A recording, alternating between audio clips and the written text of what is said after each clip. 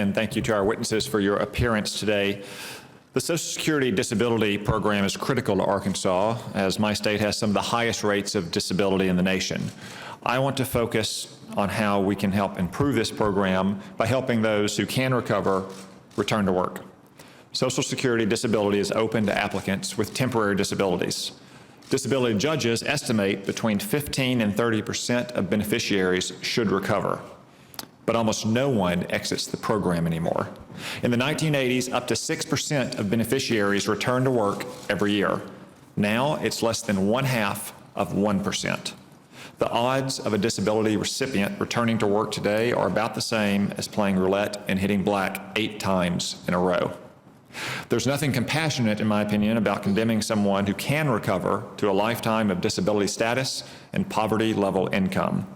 I intend to introduce legislation to fix this problem. In my bill, those eligible for disability but expected to recover can receive rehabilitation, training, and can earn wages while on the disability program. After a few years, this group can exit the program and return to work or reapply if still disabled. Increasing the return to work rate by even 1 percentage point will save hundreds of billions of dollars over time. Also, fewer people will receive benefits, more people will pay into the benefit program, and more people will benefit from the dignity of work. It's time to reform the Social Security Disability Program to help those who can recover and to protect those who cannot. I'm looking forward to discussing these issues with our panel today. Thank you all for joining us, and thank you again, Mr. Chairman. Mr. Carroll, I want to go back to a point you made about the facilitators of disability applications. I remember as a kid growing up in Arkansas, billboards, the back pages of Yellow Pages, cable TV ads, lawyers would advertise for big rig accidents or medical malpractice and so forth. Now it seems like all those ads are about disability. You know, call this number, I'll get your disability check for you. What's your perspective on why that legal advertising shift has happened, at least anecdotally to me in Arkansas over the last 20 years? Well, I'd say anecdotally on it is the word is out there that if your odds of getting onto benefits are higher if you're represented by someone, and that's, you know, more than just anecdotal information, is that there are, I guess the record is out there is that if you are represented, that you're going to probably have somebody assisting you in getting your records together and everything else on it. So the word is out there that you've got a better chance of doing it. The ones that we're more concerned with are the ones that the word is out there. If you go to this person, he knows how to, he or she knows how to scam the system and get this to, get this I guess, doctor that would exaggerate what your injuries are. For example, we had a case in one of our districts where what was happening was we sent an undercover agent in. The undercover agent was introduced by a facilitator to a doctor. The doctor said to our agent, hey, are you having trouble with your back? And the agent said, well, not really, but, you know, why? And he said, well, let me send you over to a specialist and we'll have him take a look at your back.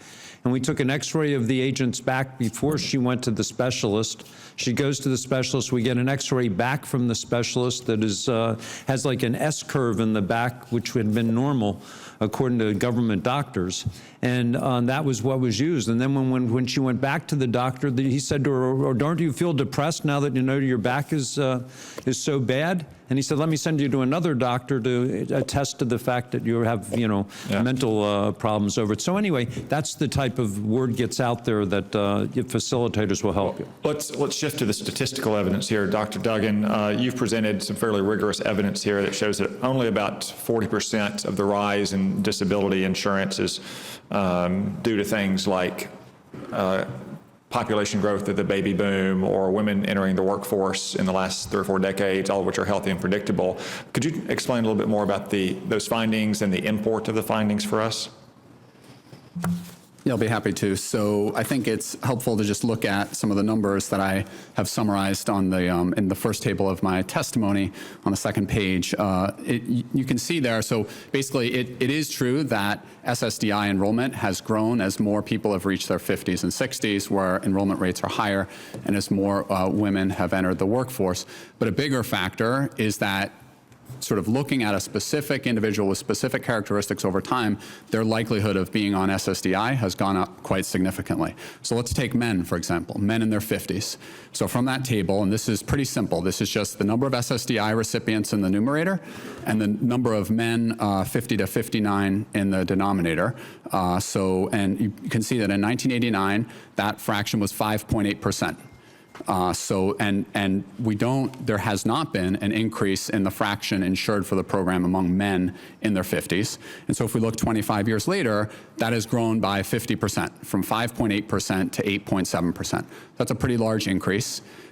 Similarly, if you look for women, the increase has been from 2.9% to 7.9%.